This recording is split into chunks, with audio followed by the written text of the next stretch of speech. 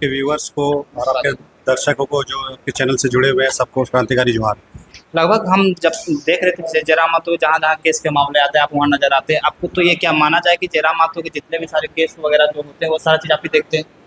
हाँ, लगभग 2.5 वर्षों से अभी तक से जितने सारे केस मुकदमे जयराम पातो के ऊपर हुआ है वो केस मैं देख रहा हूँ। मैं अभी करंटली झारखंड हाई कोर्ट में प्रैक्टिस करता हूँ और तमाम झारखंड में जितने कोर्ट में इनके विरुद्ध में केस दाखिल किया गया है सब केस को मैं हैंडल कर रहा हूँ और सब मैक्सिमम केस जितने भी हैं सब में अभी तक बेल हो चुका है।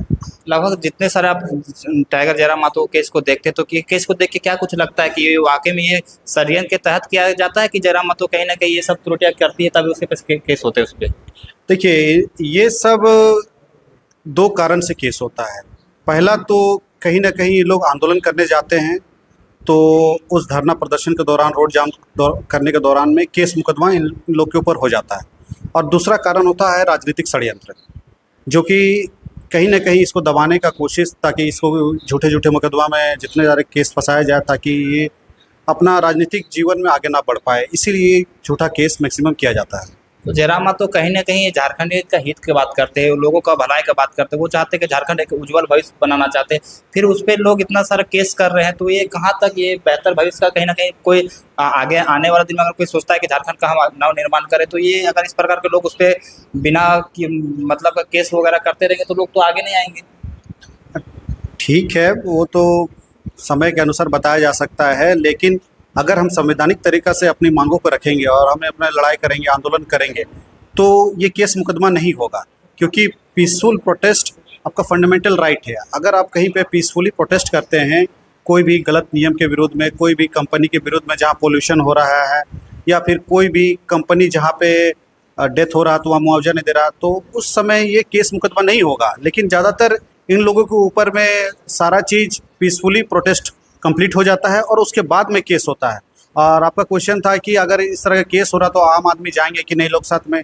देखिए, आज़ादी के समय में इस तरह का केस मुकदमा हुआ करता था और आज जब झारखंड का नवनिर्माण होने जा रहा है, झारखंड को झारखंडियत का पहचान दिलाने के लिए लोग आगे आ रहे हैं, तो इस तरह का केस होगा, झूठे केस होंगे और ये केस में आपको लड़ना भी होगा और आपको एक त्याग का भाव से आना पड़ेगा कि आपको कि हाँ, इसमें केस होगा तो हम संवैधानिक तरीक़ा से कोर्ट का सहारा लेके न्याय अपने करवाएंगे और हम बेल लेंगे और केस में हम बरी होंगे। ये हम लोग प्रक्रिया। अगर देखा जाए लोकसभा में जिस प्रकार से जेबी केसस की तरफ से गलतियां हुई है, जिसकी तरफ से गलतियां हुई, कहीं ना कहीं जयराम माथुर को बहुत मुश्किलों का सामना करना पड़ा था। क्या कुछ लग रहा था कि विधानसभा में कहीं ना ये चीज तो रिपीट नहीं होगी?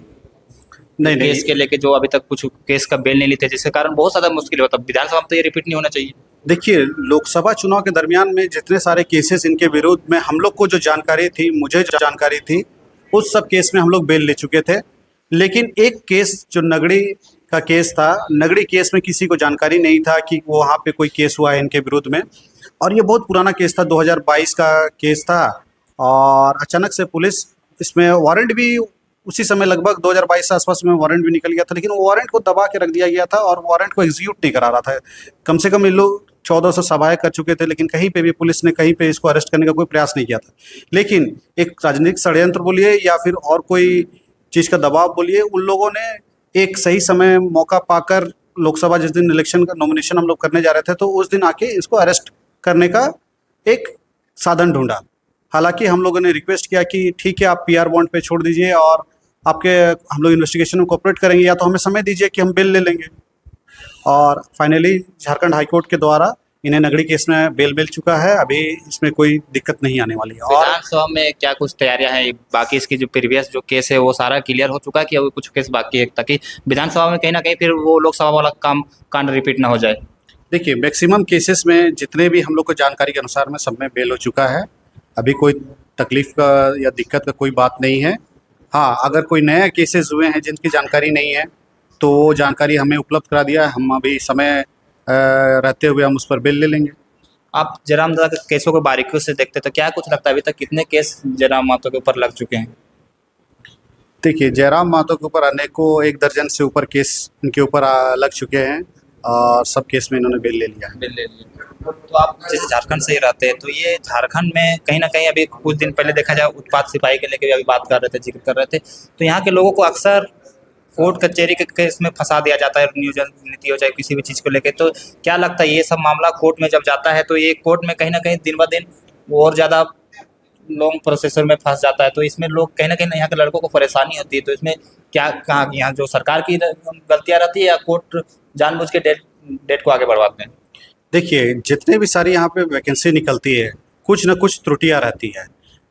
लेजिस्लेटिव जो विधायक, एमपी, एमएलए होते हैं, यहाँ खासकर झारखंड का हम बात करेंगे तो एमएलए, ये लोग कानून बनाते हैं और कानून कुछ भी बना के ये लोग फिर एग्जीक्यूटिव डिपार्टमेंट के जो होते हैं, सेक्रेटरी लेवल के आदमी, डीसी सर होते हैं, ये लोग उस कानून को इम्प्लीमेंट कराते हैं।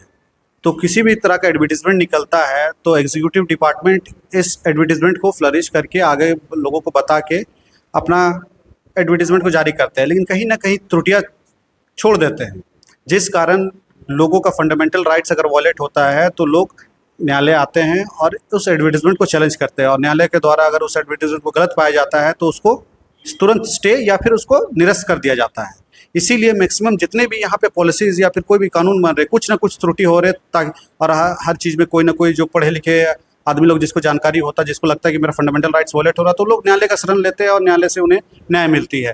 तो यही चीज़ बोलना चाहते हैं कि अभी जो झारखंड का नवनिर्माण में इसमें पढ़े लिखे युवक लोग आएंगे और अच्छे पॉलिसीज़ बनाएंगे, अच्छे नियम बनाएंगे, एडवर्टीज़मेंट किस तरह से कोई कोर्ट में चैलेंज ना हो, इस तरह का विज्ञापन जारी करेंगे, तो हमें नहीं लगता कि न्यायालय में इस तरह का कोई विज्ञापन और स्टे या फिर कोई रद्द होने का शंका रहेगा। आप बहुत दिनों से जयराम मातो के साथ जुड़े हुए, तो जयराम मातो कैसा लगते हैं आपको? उनके कहीं न कहीं आप भी उसके विचारों से प्रभावित होंगे, तो ऐसा कौन-सा विचार है जो आपको बहुत ज़्यादा प्रभावित करते हैं? देखिए, जयराम मातो को मैं शुरू से देखते आ रहा हूँ, ये बहुत बोल्ड है।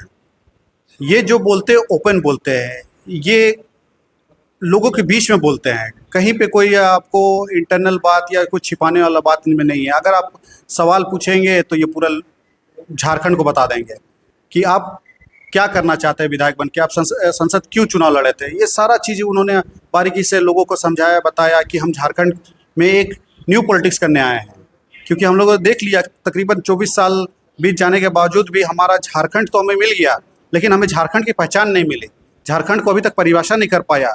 तो ये अपने मंचों से लोगों को समझाते हैं, बताते हैं कि झारखंड क्या है, झारखंडी की परिभाषा क्या है। इसीलिए लोग इन्हें पसंद करते हैं और मैं भी इनको पसंद करता हूँ। जैसे हम बोकारो से, अगर भविष्य में अगर मौका मिले तो आप भी राजनीतिक फील्ड में आइएगा? देखिए, सो प्लूटो का बात मुझे याद आता है, man by nature is a political animal. उन्होंने ये सब बहुत आज से हज़ारों साल पहले उन्होंने कहा था। तो हर इंसान के अंदर में एक पॉलिटिकल नेचर का एक स्वभाव रहता है। लोग इसमें ज़रूर जुड़ते हैं और आते हैं और अपना समर्थन देते हैं, लेकिन मैं अभी न्यायालय में अपना प्रैक्टिस अच्छा कर रहा हूँ, मुझे प्रैक्टिस भी अच्छा चल रहा है। हाँ, अगर कहीं मुझे राजनीति में आने का मौका मिलता है तो मैं ज़रूर आऊँगा, क्योंकि देश में और राज्य में लॉ डिपार्टमेंट के लोग का आना बहुत ज़रूरी है, क्योंकि इन लोग डेली कानून पढ़ते हैं और नेता लोग कानून बनाते हैं। लेकिन कहीं न कहीं अगर इस तरह के लोग आते हैं, पढ़े लिखे एडवोकेट क्लास के लोग, तो अच्छे कानून और अच्छी नीति बनने में इन लोग को मदद मिलेगी। बस यही मैं कहना चाहता हूँ। तो ये थे